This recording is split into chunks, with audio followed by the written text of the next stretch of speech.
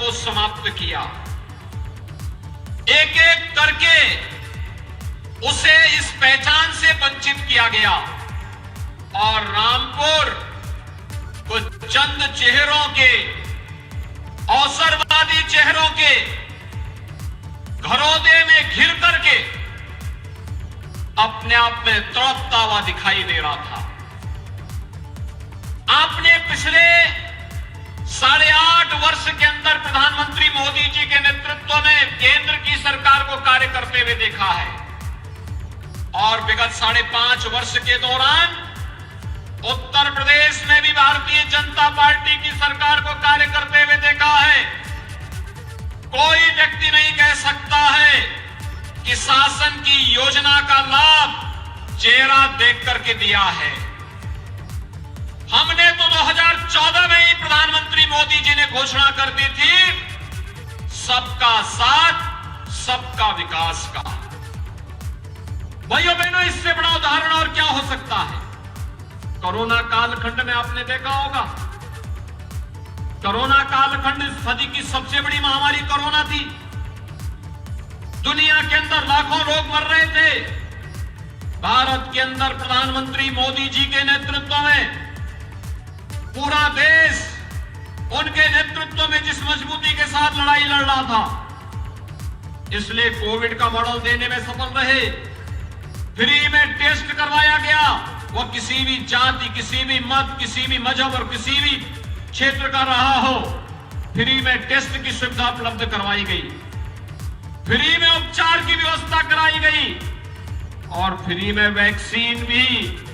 ये समाजवादी तमाम प्रकार के झूठे अफवाह फैला रहे थे, लेकिन भाइयों बहनों, आखिर यही वैक्सीन कोरोना जैसी महामारी से बचाव में कारगर साबित हुआ और वैक्सीन फ्री में उपलब्ध करवाने का काम, डबल डोज के अलावा प्रिकॉशन डोज भी फ्री में देने का काम ये प्रधानमंत्री मोदी जी ने किया।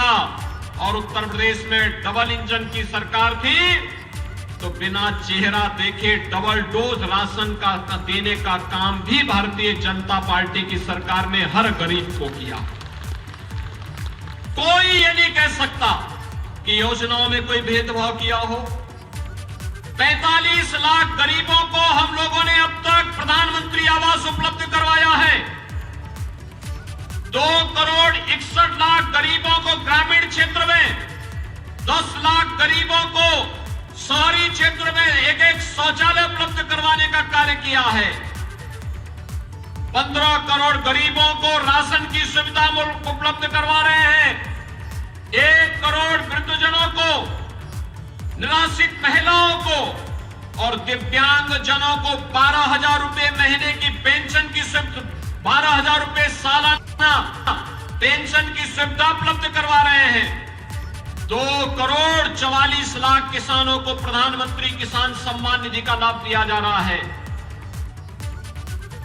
1 करोड़ 43 लाख गरीबों को हम लोगों ने अब तक प्रदेश में बिजली के फ्री कनेक्शन उपलब्ध करवाए हैं। और भाइयों बहनों, 1 करोड़ 63 लाख से अधिक गरीबों को उज्ज्वला योजना के फ्री में रसोई गैस के कनेक्शन भी उपलब्ध करवाए हैं। कोई नहीं कह सकता कि किसी का चेहरा देख करके योजना का लाभ दिया गया है। जो उत्तर प्रदेश का नागरिक है, पात्रता की श्रेणी में आता है, उसके कोई जाति, कोई मत, कोई मजहब, प्रदेश के किसी भी जनपद का हो, हमने योजना उस तक पहुंचाने का काम किया। बिना भेदभाव के योजनाओं को उन तक पहुंचाने का काम किया। और भाइयों बहनों, उत्तर प्रदेश दंगा मुक्त भी हुआ है। दंगों में अगर एक पक्ष का जलता था तो दूसरे पक्ष का भी जलता था। एक का नुकसान होता था, दूसरे का भी नुकसान होता था। हम लोगों ने तो कहा कि भाई प्रदेश को दंगा मुक्त करना है, कर्फ्यू मुक्त करना है, और दंगा मुक्त और कर्फ्यू मुक्त हुआ तो प्रदेश में निवेश आना प्रारंभ हुआ, प्रदेश में रोजगार मिलना प्रारंभ हुआ, लोगों के जीवन में परिवर्तन आया। आज इंफ्रास्ट्रक्चर के बड़े बड़े कार्य हो रहे हैं। पूर्वांचल एक्सप्रेसवे प्रधानमंत्री जी ने राष्ट्र को समर्पित कर दिया है। बुंदेलखंड एक्सप्रेसवे राष्ट्र को समर्पित हो गया है। गंगा एक्सप्रेसवे का काम, देश के सबसे बड़े एक्सप्रेसवे के निर्माण का काम भी उत्तर प्रदेश सरकार कर रही है। 6 एक्सप्रेसवे वर्तमान में बन रहे हैं। भाइयों बहनों, एयर कनेक्टिविटी बेहतर हुई है, रोजगार इससे सृजित हुआ है, ईज ऑफ लिविंग को हमने आसान किया है और व्यक्ति के जीवन में परिवर्तन लाने का काम किया है। 5 लाख नौजवान को नौकरी मिली। समाजवादी पार्टी की सरकार की तरह नहीं हुआ कि चाचा भतीजा वसूली के लिए निकल जाएं। आज तो प्रदेश का नौजवान होना चाहिए। उस नौजवान के साथ अगर कोई खिलवाड़ करता है तो उस खिलवाड़ करने वाले के लिए केवल जेल होती है, जेल, और पूरी वसूली भी होती है। फिर किसी गरीब के हक पर कोई डकैती डालेगा तो सरकार सख्ती के साथ कार्रवाई करती है। अगर अपराध और अपराधी के प्रति जीरो टॉलरेंस है तो भ्रष्टाचार और भ्रष्टाचारियों के प्रति भी जीरो टॉलरेंस की नीति के तहत सरकार कार्य कर रही है। और भाइयों बहनों, इसीलिए आज मैं आपके बीच में आया हूं। एक बार भारतीय जनता पार्टी को रामपुर में विजय बना करके देखिए। विकास के कार्य में अगर फिर कोई बाधा आती है, आप हमारे विधायक को, हमारे सांसद को पकड़िए, वे लोग कार्य कराएंगे। और अगर वहां पे भी कोई दिक्कत आती है तो मुख्यमंत्री का कार्यालय तो हमेशा आपके लिए खुला रहता है, उसका द्वार तो हमेशा खुला रहता है। मैं स्वयं भी आपके यहां आ चुका हूं। मैं लोकसभा चुनाव में भी आया था और लोकसभा चुनाव के बाद रामपुर वासियों के प्रति धन्यवाद ज्ञापित करने के लिए भी मैं आया था। जब आपने श्री घनश्याम सिंह लोधी को विजयी बना के भेजा, तब भी धन्यवाद देने के लिए मैं रामपुर में आया था। और भाइयों बहनों, इसीलिए आज एक बार फिर से मैं आपके बीच आया हूं आपसे कहने के लिए कि जब योजनाओं में भेदभाव नहीं, सुरक्षा सबको, योजनाओं का लाभ सबको, प्रदेश में इंफ्रास्ट्रक्चर डेवलपमेंट का कार्य समान रूप से हो रहा है, विकास और रोजगार के लिए हर नौजवान को, हर व्यक्ति को अवसर दिया जा रहा है, हर बहन बेटी को सुरक्षा का समान लाभ दिया जा रहा है, उनके स्वावलंबन और उनके सम्मान की रक्षा की जा रही है, तो फिर ये भेदभाव कैसा? भेदभाव सरकार नहीं करती है। तो मेरी अपील होगी कि हमारे प्रत्याशी को वोट देने में भी भेदभाव नहीं होना चाहिए। हमारे प्रत्याशी को भी उसी भाव के साथ, उसी पवित्र भाव के साथ वोट मिलना चाहिए जिस पवित्र भाव के साथ सरकार ने, डबल इंजन सरकार ने आपकी सेवा की है। और इसीलिए मैं आया हूं आपके पास कहने के लिए, ये तो तय है कि सरकार उत्तर प्रदेश में बीजेपी की ही रहनी है, केंद्र में प्रधानमंत्री मोदी जी रहने हैं, लेकिन आपने सांसद जिता के भेजा, एक मैसेज गया कि रामपुर भी विकास के साथ जुड़ना चाहता है। विधायक चुनाव जिता करके भेजेंगे, एक मैसेज होगा, रामपुर अब उन अवसरवादी हाथों के खिलाफों का खिलौना नहीं बनेगा जो 200 वर्ष पुराने मदरसे को बंद करके अपनी जागीर बनाने का काम करते थे, जो यहाँ के ऐतिहासिक पांडुलिपियों को जबरन चोरी करवा करके उनको नष्ट करना चाहते थे। एक धरोहर थी रामपुर की, लेकिन रामपुर की इस धरोहर को नष्ट करने का काम किया गया, पांडुलिपियों को नष्ट करने का काम हुआ। राष्ट्रपिता महात्मा गांधी जिस सिटी मॉन्टेसरी स्कूल में आके ठहरते थे, उसको जबरन कब्जा करने का प्रयास हुआ। समाजवादी पार्टी ने यहां के इंटर कॉलेज को, राजकीय इंटर कॉलेज को कब्जा करने का प्रयास किया। भाइयों बहनों, स्कूल बच्चों के पढ़ने के लिए होता है, मदरसे तालीम देने के माध्यम होते हैं। 200 वर्ष पुराना पांडुलिपियां आने वाली पीढ़ी की एक धरोहर होती है, लेकिन कुछ लोगों ने उसे अपनी बपौती बना करके नष्ट करने का प्रयास किया, उसे खुर्द-बुर्द करने का प्रयास हुआ। और हमारी सरकार ने तो यही तो कहा कि भाई इन पांडुलिपियों की क्या गलती है, तो धरोहर की चीज है, इसको संरक्षित किया जाना चाहिए। हमारी सरकार उन्हें संरक्षित करने का कार्य कर रही है। हमारी सरकार ने तो यही कहा, सिटी मॉन्टेसरी स्कूल में किसी का कब्जा नहीं होगा, यहां के राजकीय इंटर कॉलेज में किसी को कब्जा नहीं करने देंगे। और अगर सरकारी पैसे से गेस्ट हाउस बना है, उस गेस्ट हाउस का उपयोग सरकारी कार्य के लिए ही होगा। उसको कोई व्यक्तिगत बपौती नहीं बना सकता है, क्योंकि लोकतंत्र में केवल जनता ही मालिक होती है, बाकी कोई मालिक नहीं होता है। जनता ही जनार्दन होती है और उसको उसी भाव के साथ हम लोग उसके लिए बनाए गई योजनाओं का लाभ उसी तक पहुंचाने का काम करेंगे। भाइयों बहनों, आज आप देख रहे होंगे, कोई सोचता था कि लोगों को हर घर नल की योजना का लाभ मिलेगा?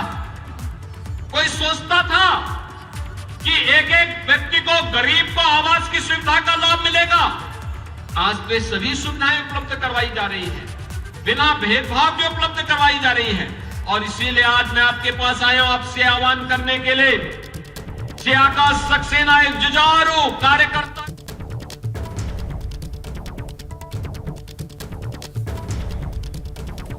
तो भाजपा प्रत्याशी आकाश सक्सेना के पक्ष में मुख्यमंत्री योगी आदित्यनाथ चुनाव प्रचार कर रहे हैं रामपुर में, और उन्होंने कहा कि जिस तरीके से बीजेपी सरकार ने योजनाएं चलाई हैं, उसमें ये नहीं देखा गया कि कौन किस वर्ग का है, किस जाति का है, किस मजहब का है। योगी आदित्यनाथ ने कहा कि वो उत्तर प्रदेश का नागरिक है और पात्रता रखता है, तो वो सारी सुविधाएं हमने उसे दी। अन्याय कहीं हो रहा है, उस अन्याय के खिलाफ आवाज उठाना, और भाइयों बहनों, उस आवाज को उठाने के लिए श्री आकाश सक्सेना लगातार काम करते रहे हैं। और इसीलिए भारतीय जनता पार्टी नेतृत्व ने सभी पदाधिकारियों की सहमति से, हमारे पास अच्छे अच्छे कार्यकर्ता थे, लेकिन एक सहमति बनी कि आकाश सक्सेना को एक अवसर और मिलना चाहिए, क्योंकि जनता विपरीत परिस्थितियों में व्यक्ति लड़ा है, एक प्रतिष्ठित परिवार का है, अपना खर्च करके लगातार इस लड़ाई को लड़ करके आगे बढ़ रहा है। और वह आज फिर से जब उपचुनाव की नौबत रामपुर के ऊपर आई गई है, तो उन्हें एक अवसर और मिलना चाहिए।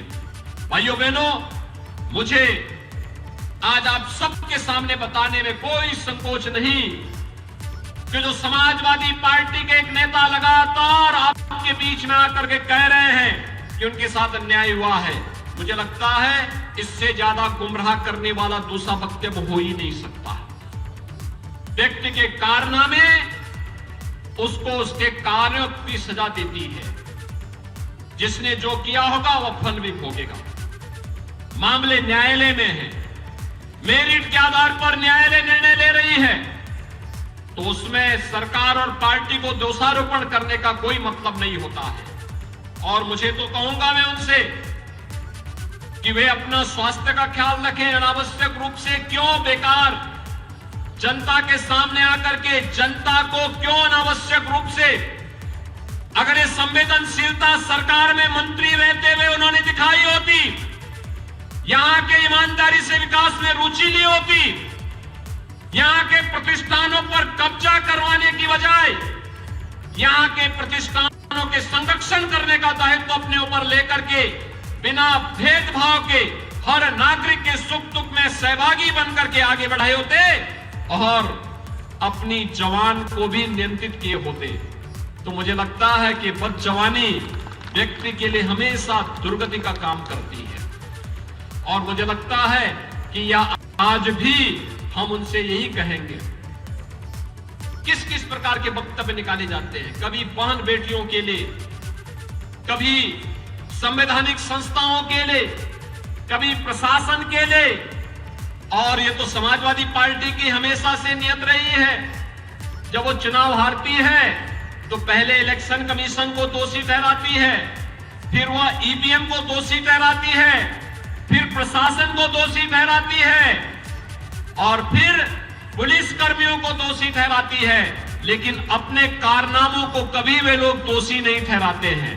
भाइयों बहनों, अगर अपने कारनामों को दोषी ठहरा करके जनता के सामने माफी मांगते, हो सकता जनता जनार्दन उन पर रहम करती, लेकिन जनता भी जानती है ये सुधरने का नाम नहीं लेने वाले हैं, सुधरेंगे भी नहीं, क्योंकि जिनकी आदत गलत हो चुकी होती है उनको सुधरने में भी मुझे लगता है कि बहुत समय लगता है और वक्त सबको सुधार देता है।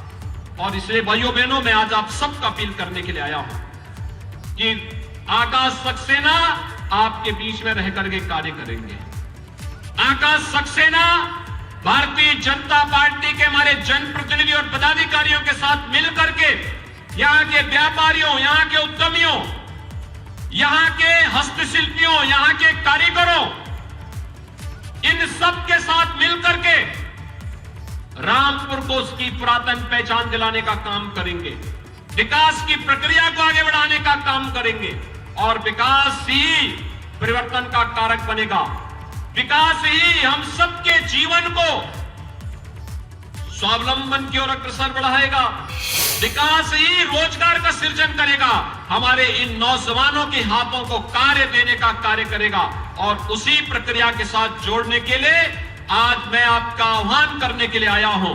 एक बार रामपुर में भारतीय जनता पार्टी को चुनाव जिता करके भेजिए। भाइयों बहनों, विकास की गारंटी भारतीय जनता पार्टी आपकी लेगी और विकास के मामले में आप भी देखेंगे कि जो कार्य यहां पर बहुत पहले होने चाहिए थे, उन कार्यक्रमों को आगे बढ़ाने में हमें आप देखेंगे कि चंद दिनों के अंदर वे कार्य प्रक्रिया के साथ जुड़ते हुए विकास की एक नई प्रक्रिया और एक नई बहार के साथ रामपुर आगे बढ़ेगा। मेरी आप सबसे अपील होगी, 5 दिसंबर को होने वाले उपचुनाव में बार बार उपचुनाव से मुक्ति मिले। रामपुर में भारतीय जनता पार्टी के प्रत्याशी श्री आकाश सक्सेना को भारी बहुमत से विजयी बनाने की अपील आप सबसे करते हुए मैं अपनी वाणी को यहीं पे देता हूं विराम। आप सबको बहुत बहुत धन्यवाद देते हुए अपनी वाणी को मैं विराम देता हूं। मेरे साथ बोलेंगे भारत माता की, भारत माता की, भारत माता की।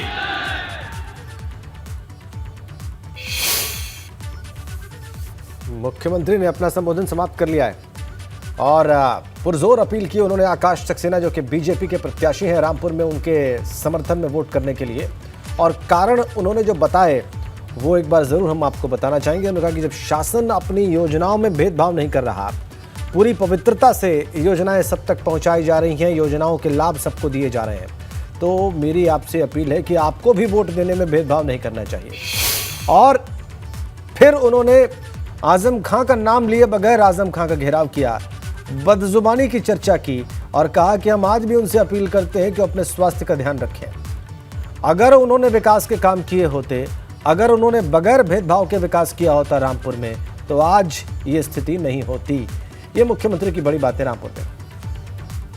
तो मुख्यमंत्री ने प्रत्याशी पर भी फोकस किया। उन्होंने कहा कि आकाश सक्सेना ने जिस तरीके से काम किया है, लोगों के लिए लड़ाई लड़ी है, अपने पैसे पर उन्होंने पूरी जंग लड़ी, एक बड़े परिवार से और खुद भी एक संभ्रांत परिवार से आते हैं, ऐसे में एक बार आप मौका उन्हें ज़रूर दें। और मुख्यमंत्री ने यह भी कहा कि विकास यहाँ पर होगा और उसकी गारंटी भारतीय जनता पार्टी लेने को तैयार है। बस एक बार रामपुर में आप मौका दीजिए और आकाश सक्सेना को उपचुनाव में जिताइए। आकाश सक्सेना को उन्होंने विकास की गारंटी बताया, कहा कि जो काम अभी तक यहाँ नहीं हुए हैं वो सिर्फ चंद दिनों में हो जाएंगे। और यहाँ पर अगर भारतीय जनता पार्टी जीतती है विधानसभा चुनाव में, तो मैसेज जाएगा कि रामपुर की जनता भी विकास के साथ है। तो 5 दिसंबर को भाजपा के पक्ष में मतदान करें, यह अपील थी मुख्यमंत्री योगी आदित्यनाथ की मंच से वहां पर बैठे लोगों के लिए।